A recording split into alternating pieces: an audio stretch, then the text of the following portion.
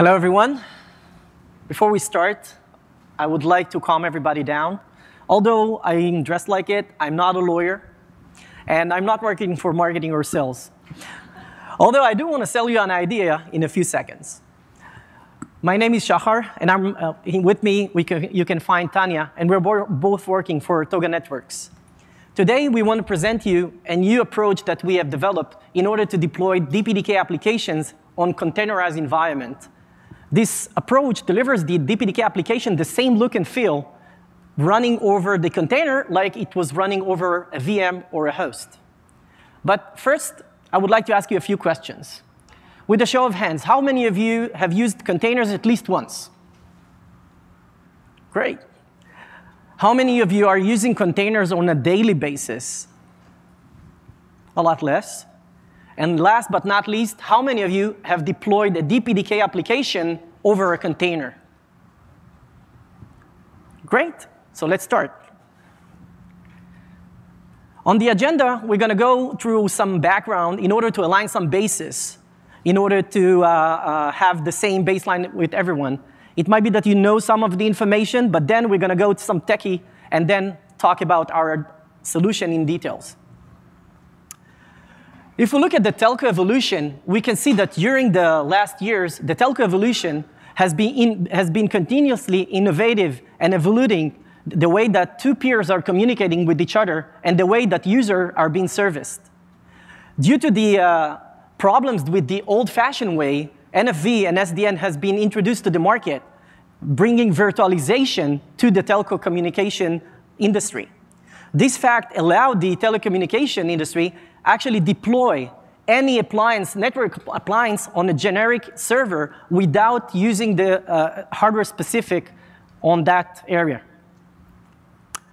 And if we look at the application evolution, we can see that during the last years, there is a big movement between monolithic approach to distributed approach, what we call today microservices. This trend has brought a lot of issues to the world today, and it has also new requirements. Two of them are low latency and high bandwidth networking. So what is a microservice? Well, the main idea behind a microservice is actually to break down the feature into different separate parts that can be either developed by different teams and actually can be even written in different languages. Well, we can say that we can develop a microservice and run it over a VM, but I'm not sure it's the best match. Think about it. For every time we would like to release a new feature out of a new application, we will need to create a new VM image. We have a very large footprint, and we are having a very slow spin time because it takes a lot of time to run a VM. Also, we know that the telco industry has started moving towards microservices themselves in order to prepare themselves for the 5G era. So it seems like we maybe need a new packaging unit to deploy the microservices. So what do we have today?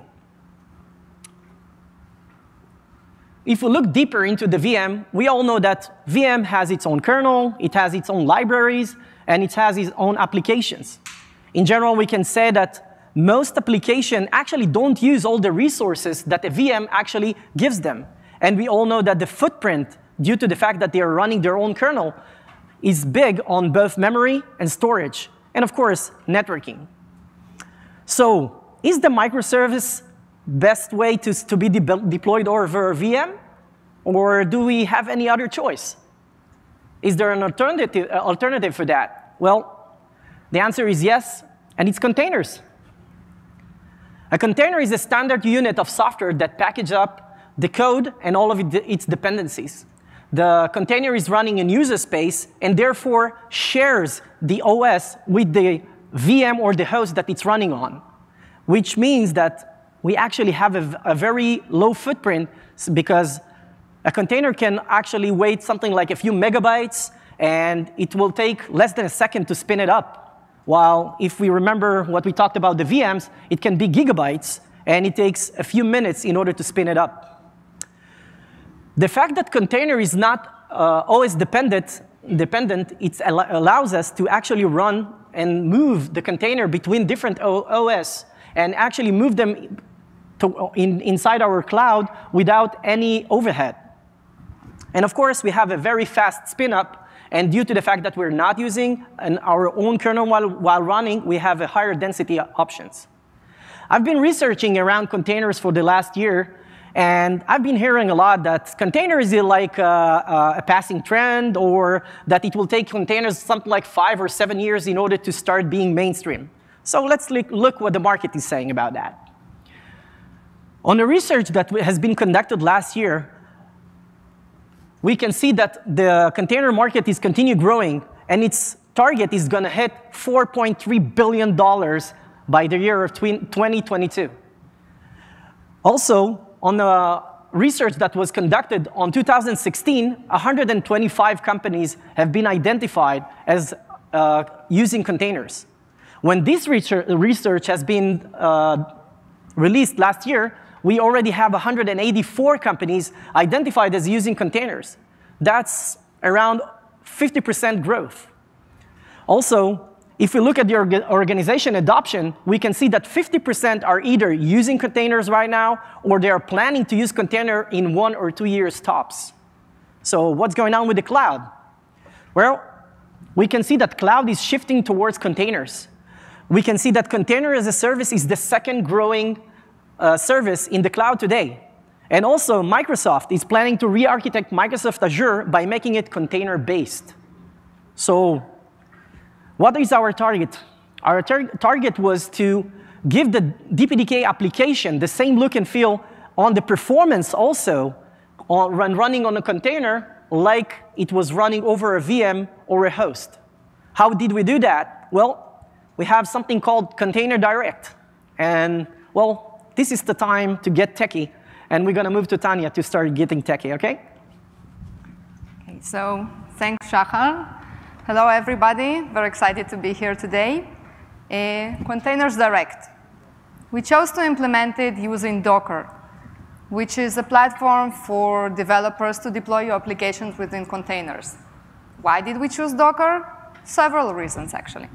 Well, first of all, it is flexible. You can take any application, any operating system, and easily deploy it inside a container. Because Docker offers a decentralized network, your applications can grow and scale independently of each other. Docker can be very easily used across platforms, but if I'm completely honest with you, the reason we chose it is because it's extremely user-friendly. So, as we already mentioned, a container is a standalone package of software that includes everything you need for running your application, right? So how do these standalone containers communicate with each other? But before we dive into that, let's quickly go over the Docker workflow.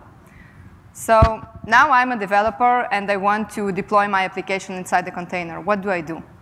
Well, first I write a Docker file in which I specify all the dependencies and all the stuff around my application will require. From the Docker file, I generate the Docker image. And this is more or less like my executable, because when I run the Docker image, a Docker container is created for it. Now, the Docker image I created is uploaded to the Docker Hub, from which different teams can pull this image and start their own independent containers. And these containers need to communicate between themselves somehow, right? And this is exactly the Docker network. So it's basically a pipe, a channel for containers to communicate. Now, container networking model is what formalizes the steps to enable the Docker networking. And it's based on 3 main components. First, we have the sandbox, which basically includes all the container networking configuration, routing tables, I don't know, IP stack, everything. Next, we have the endpoint, which actually connects the container to the network. For example, it could be an internal port of an Open vSwitch. And a network is actually a group of endpoints that can communicate with each other. So Docker implements CNM with libnetwork, which is an open source library that supports several types of networks. Let's dive a little bit deeper into that. So if we look at the libnetwork, we have the network controller, which is actually our entry point into the libnetwork. It exposes an API for the user, in our case, the Docker engine, to easily manipulate and configure network drivers. Next, we have the network driver, which is actually the most interesting part because this is where all the logic is implemented. This is what defines how your communication between containers will take place. The network is just an abstract object that defines a group of endpoints that can communicate with each other. A network can be local to one host, meaning all your containers are located on the same host. Okay, it can span multiple hosts. An endpoint, of course, is just an entry point for the container to connect to the network. And as we said, the sandbox packages up all the container networking configuration. So a quick summary of the lib network. Let's go over CNM lifecycle. So we want a new network driver to connect, right? First, it registers with the network controller. Now, when we want to create a network, the network controller locates the appropriate driver and binds it to the network. OK, so we have a network. Now we want actually to use it for containers, right? So when we want to connect a container to this network, the driver creates an endpoint for us and packages up in the container sandbox. When the container finishes its task, the sandbox is destroyed and the endpoint is released. So we said that libnetwork supports multiple network drivers, right? There are already few available for us to use. The first, and it is actually the default one, is the bridge. It provides connectivity between containers running on the same host. Next, we have a host network, which removes the isolation between the container and the host it's running on and enables the container to use the host networking interfaces directly.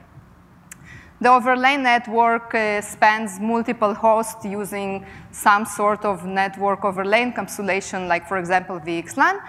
And MAC VLAN enables you to assign a MAC address to your container. But what interests us in libnetwork is the fact that it supports remote drivers, allowing us to implement a new network driver for our containers direct solution. So now we finished the technical introduction, and I'm finally going to talk about DPDK connectivity. Of course, we weren't the first ones to tackle this issue. And if today you want to take a DPDK application and deploy it inside a container, you can do that. There are solutions. But all of the existing solutions are based on para-virtualization using some sort of vSwitch, which introduces both performance overheads, because you have additional software layers, as well as not the best resource utilization, because, for example, vhost consumes a lot of CPU cycles. And we said that our goal is to eliminate any additional overheads and to enable our applications to run inside the container as if they are running directly on host, right? So how do we do that? By enabling container networking over SRIOV. So in this networking model, we have a VF assigned per a container. We have a new high SRIOV driver that manages, configures, and assigns the VFs for the containers, and we plug it into the lib network. Now, as you can see in this example, we have several containers running side by side on the same host, and the isolation between them is done by the hardware. So we don't have any additional software layers, right? So no redundant data copies. And because of the fact that the containers have a direct access to the hardware resources, we're able to get the same performance as if we are running directly on host. Let's zoom into our HiSRIOV driver and take a look at its software components. So at the top, we have the Docker framework, which is actually our entry point for all the user commands. Beneath it, we are using the network, which is a Go plugin helper that allows us to plug in our new driver into the lib network. And our new driver is called Docker HiSRIOV plugin. So it uses several other libraries. For example, a netlink is a library that exposes kernel API for different network manipulations. A new SRIOV net library implements all the required SRIOV configurations. And we implemented HiLogger, which is just an easy and nice-to-have logger library with different logging levels that we use in all of our models. So I want to create an SRIOV-based network. How do I do that? We do that with the Docker network create command, specifying that we want the driver to manage this network to be our driver, SRIOV. In this example, we request our network to be configured with 5 VFs. We want them to be created on top of the PF called ETH2, and we want our network to be called mynet, so we can later connect to it. So what happens behind the scene when I run this command? First of all, the Docker engine forwards this request, of course, to the lib network. The lib network locates the requested driver, SRIOV, and passes the actual command of the network reaction to it. So the SRIOV driver enables SRIOV, configures the 5 virtual functions we requested, and saves the network configuration. OK, so we have a network ready. Now we want to start DPDK containers and connect them to this network, right? How do we do that? We do that with a new user space utility called Docker run DPDK. Why did we implement a new user space utility? Because we want to handle all the DPDK required configurations, setup, and teardown, all transparently for the user. So if we zoom into the software components of Docker run DPDK, we'll see 2 new libraries we didn't encounter before. First, we have the Cobra library, which is just a nice API that allows us to create new executables. And this is exactly how we create the Docker run DPDK. And Docker run DPDK uses SRIOVnet and HighLogger we saw earlier. But it also uses another library called DPDK map that implements all the DPDK required operations. So now we want to create a DPDK container. We do it by issuing Docker run DPDK run command, specifying that we want this container to connect to the my network we created earlier, right? We want our container to be called DPDKC and to have 2 virtual functions assigned to it, okay? And the container itself will run CentOS the bash command. So what happens when I run this command behind the scene? First of all, the driver allocates the 2 VFs I requested, right?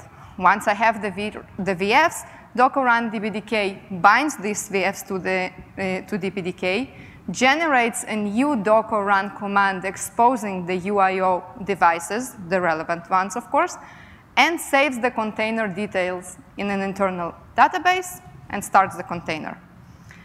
Now, why do I need to save the container details in internal database? Because I want to be able to gracefully shut it down when the job is completed. And I can do that by running Docker run DPDK stop command using the container name as a key to my internal database. So what happens here? I load the container details. I know what interfaces were assigned to it. I unbind them from DPDK, and I stop the container. So we're done with the technical part. Phew. But we're not done yet, because as you know, each great presentation has to end with some cool numbers and really beautiful graphs, right? But that brings us back to marketing. So Shahar, if you please. Numbers! OK, so let's see some numbers. We have set up our setup running L2 forwarding application from DPDK once on the containers, and then again over the host. We use the Ixia as a link partner and as the packet generator. We normalize the results so we can see the differences between them. And as you can see, when running small packets, small-sized packets, we actually got less than 2% bandwidth degradation when running on the container. Once we got to larger packet sizes, we actually see no impact when running on the container than running on the host. So what about latency, right? Let's see the latency numbers. Again, we execute the same thing once over the container and then over the host itself. And we had only 3% overhead when running the application on the container against running it over the host itself. So let's wrap up. Container world trend is here, and DPDK has to adapt fast. We, as a community, needs to shift towards this containerized environment and deliver solution to containers in order to have all the new applications and the new telco industry solution and answer the requirements. Our solution for Container Direct actually breaks this performance barrier that we had before when running the classical networking interfaces. And we don't have to compromise now on performance when we move from a VM to a container. Telco providers, we are already seeing that there is a big shift and movement from VNF to CNF. Cloud needs our solution, especially on containers, and the time is now. Thank you. Thank you for listening.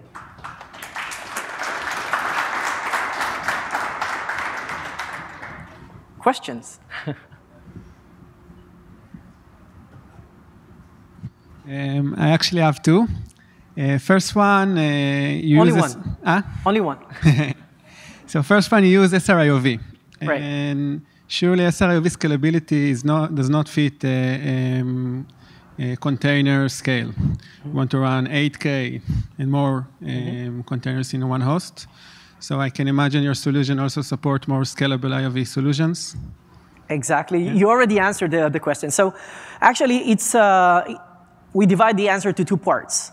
First, the solution today for deploying a lot of VMs, also using the VFs and leveraging them, so the block is still the same block. But we now have higher density. We are using less memory. We are using less storage. So actually, we can help having a faster solution for telco when you want to remove a container and then upload a new gateway, for example, and you want it speed up because there is now a burst of packets. You want to bring it up fast. You don't want to wait a few minutes till the VM is going to boot up and run all the libraries. Of course, the next phase is going to be scalable IOV, and then we're going to have a much higher number of ADIs, which will allow us to use this solution and leverage that. Okay.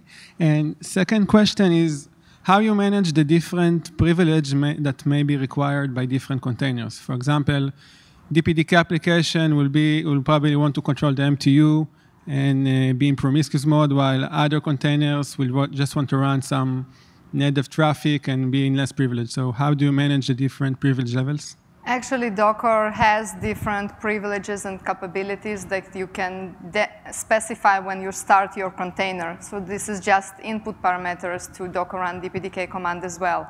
Because as we said, after all the setup stuff, it basically generates a new Docker run command. So you're able to control it per device? Yeah, it's basically already handled for us by Docker. Thank you. Hi. Thanks for the nice presentation. And I have two questions too. So one is related to the topology that we are able to create using VMs. Mm-hmm. So we can connect to multiple VMs and we can create an actual network topology. So how do you plan to achieve that with containers, which is a necessity? This is actually Could you repeat the question? So I'm talking about the topology that we can create using VMs. So we can connect two VMs using bridge, and we can transfer data in between, and we can achieve all sorts of things. So how do you plan to do that in containers? You mean if they are running on the same host? Yeah. Ah, OK. Well, actually, if you, as a sysadmin, and you are starting the container, you know where they are going to run, right? So if you deploy them on different hosts, they communicate over the SRIOV, as we discussed. If both containers or multiple containers are running on the same host, you have different alternatives. If you don't want to go over the PCI and the VFs, you can use the bridge network, for example. Remember we mentioned that libnetwork supports it? It enables two containers running on the same host to talk with each other. So there are alternative solutions depending what you want. And you actually can expose both of the interfaces to the same container, and you don't have to use Multus like it's happening in Kubernetes. In Kubernetes, in order to expose different types, you have to use Multus, where on Docker it's built in already. You can't connect the same container to two networks, one for the out traffic and one for communication on the same host. Okay. That way you can do chaining with within the same host using the other interface. Okay, that answers, thanks. And the numbers that you showed, were they with just one container, or did you spawn multiple containers? And No, it was just for one container. Okay. And actually, we were able to saturate the bandwidth. So Okay. Thank you. Thanks. Any other questions? Awesome presentation, guys. I learned a lot. Thank you. Well, one quick question. One of the challenge with the SRIOV, I recollect, is that from a workload migration perspective, like if container has to go from one server to other, and the VF mapping, which is done from the SRIOV vector to the container, would that slot be available on the migrating destination container or not? Did you run into that kind of problem? And, yeah, so VM migration in general, this is like you have a religious of many different types, like use pre, use post, use a continuous one. So you have the same, actually you have the same problem when running container when using a VF, but because of the plugin, you can actually listen to all the different configuration and actually can track down inside your database all the configuration, like the filters, like the MAC address or whatever thing you assigned for that container. And once you're deploying that container in another place, you want to migrate it, you actually can move all the rules, configure that over that VF, either in software or hardware, and then rerun the container. So you actually have an additional solution while you track down all the configuration. This is why we created an environment to actually control all the configuration and everything to come from the same place. If you remember, I mentioned in the CNM lifecycle, when the container finishes its task, the sandbox is destroyed, but the endpoint is just released.